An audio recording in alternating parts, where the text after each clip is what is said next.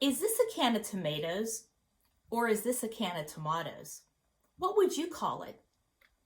Obviously, the same thing is in both cans, but some of you may say tomato and some of you may say tomato.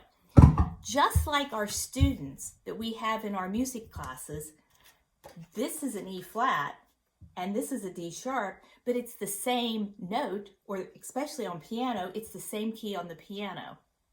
My name is Julie Duda, and today I'm going to show you a great way where your students can begin to understand what can be a confusing topic about enharmonics.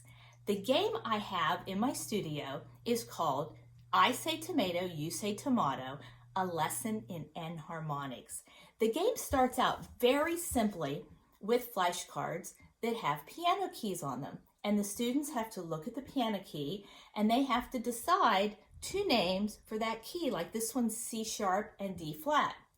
Moving on, we proceed to the matching tomatoes, and there's a whole set of these with just the letter names of notes, and you have to match them together to put the tomato together because E flat and D sharp are the same note. Moving along, we then move to flashcards that actually have the notes on the staff with the treble clef. E and F flat are the same notes. Moving along even further, we add the bass clef in, and the students do the same thing. They match the notes. F and E sharp are the same key.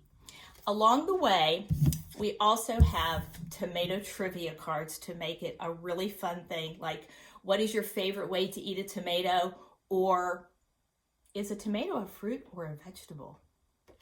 Also included in this PDF download with this game are some really fun placards with pianos on them with cute tomatoes. So if your students are not at the piano, they can use these kind of as a hint to find F and E sharp, and that way they can use a piano keyboard if they're not right at the piano. Of course, if they're at the piano, they can use the piano.